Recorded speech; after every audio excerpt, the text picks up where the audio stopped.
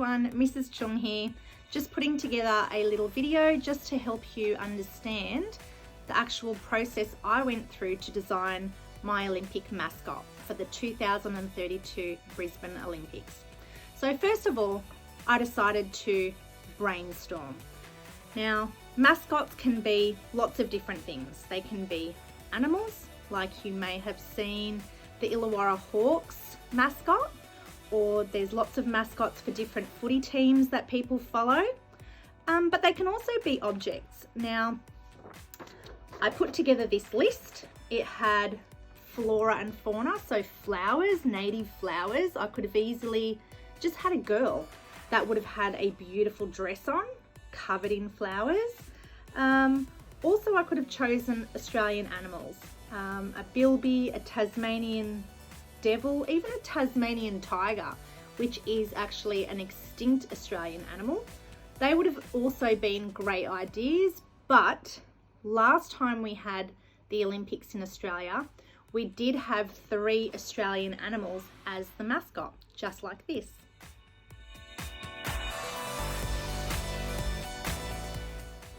Another idea I had was Australian foods like sausage sandwiches or a Vegemite jar, Tim Tams, Arnott's shapes, things that you cannot actually buy when you're overseas in another country. Okay, comfort food that we love. So my very first design actually was a piece of fairy bread. This is it here. Now, as you can see, I've named this character Fair Dinkum. The first thing I did was I sketched some fairy bread. Then I looked up characters and cartoon faces.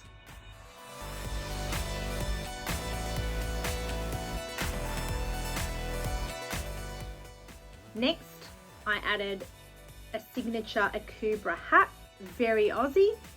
I also positioned the hands in a thumbs up, again, a very Aussie gesture. But we do have to be careful because sometimes in other cultures, certain symbols can be seen as being impolite. Now, my character is also wearing flip-flops or thongs.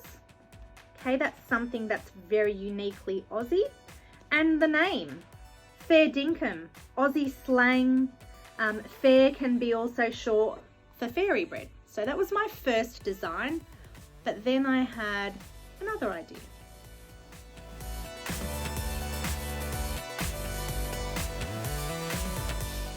So in my initial brainstorm, I also had a list of Aussie icons. So that's tourist attractions or places that you would visit if you came for a holiday to Australia.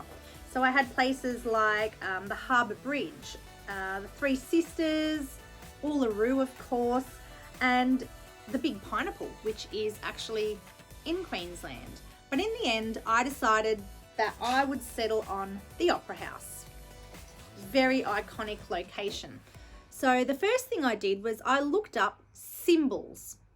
I just typed in a Google search, symbols of the Opera House, and came up with this.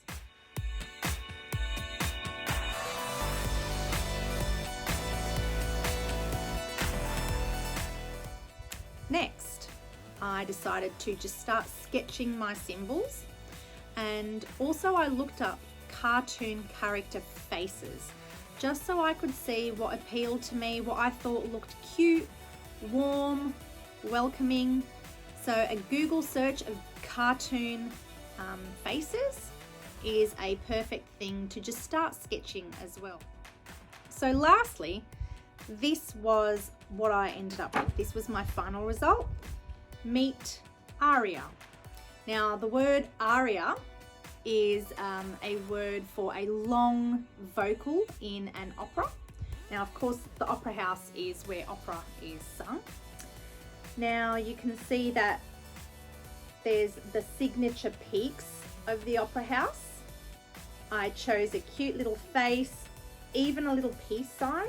That is a little bit Japanese though, classically, but I did want to think about unity and peace, and that's something that the Olympics do symbolize. So here is my design. I'm really interested and excited to see what you guys can come up with as well.